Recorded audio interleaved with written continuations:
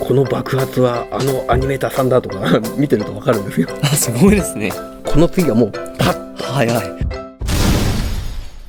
というわけで、よくある爆発の基本ですかね。最初はきっかけの火がオレンジとか白とか光が一瞬なんですよね。本当に24コマ中の1コマ2コマぐらい。そうなんです。そんなに短いですか。そうですね。まあインパクトとしてちょっとブラシとかを吹いたりして、あと飛び散る破片もちょっと足しといたりとか、でこの次でもう中なしでこれに行っちゃうんですよ。すぐ変わります。動画なし。もうこの次はもうパッと早い。ここまでやっちゃうんですよ。かえって中割り入れるともっさりした動きに見えちゃうんで、こういうのは呪い動きに見えちゃう。なるほど。炎を消しながら中から煙が徐々に見えてくる、ノーマル色と影色と、で中に炎色とかを差し込んだりしてちょっと重厚感を出します。わかりました。これが、オレンジだったり白だったりはするんですけど、それとは違った色も表現の中に入れて、煙はノーマルと影色だけだと物足りなくなる場合もあるんで、煙がグレーを基本としたものだったとしたら、中にオレンジの色をこういう炎色で混ぜたりします。こんな感じで広がってきますね。すごいですね。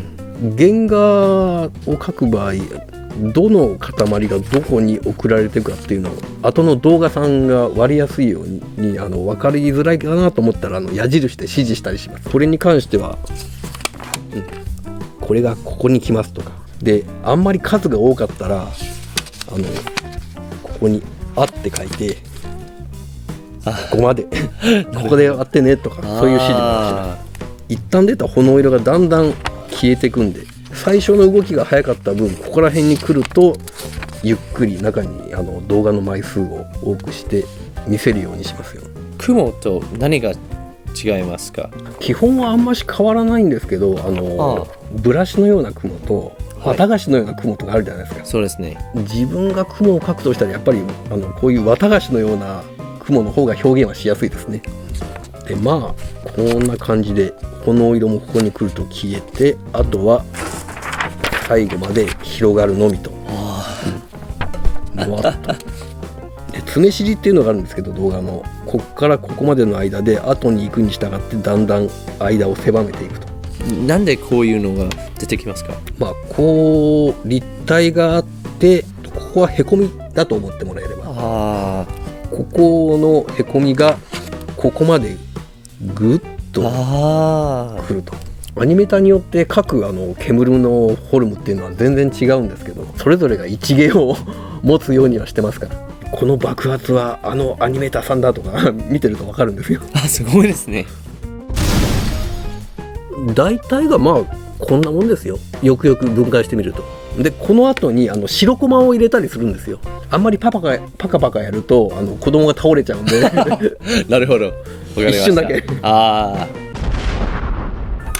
大体の広がりこんなもんかなっていうのができたら、手が覚えてるような感じなんですけどね。こういうのも何回も何回も書いていってあまりこういうところが単調にならないように、鉛筆でこう大体のアウトラインが決まったとしたら、あとの残りは影で表現するっていうことで、次のフレームはこの影はそのままここに描く。次の原画を描くとしたら、これがこれくらいの大きさに広がっていくのを表現するんで、微妙に形を変えて影もちょっと移動したりして表現していきますね。上からの光を基本に今描いてるんで、結構描いてるうちに光の方向なんかどうでもいいやって、かっこよければいいんだっていう感じで、描いてたりはしますよ。そうなんですか。光の方向をよくアニメのキャラの鼻の付け方ってこっちから光が当たってでも収まりが悪いからこっちに影つけちゃおうとかやってるんですよね。そうですね。こんな感じです。ありがとうございました。ありがとうございます。動きの途中のポーズでスピード感の絵になるし、振り抜いたところを見せるのも見てる人には伝わるし、一旦沈んで伸びてまた着地、体の中心線はこんな感じに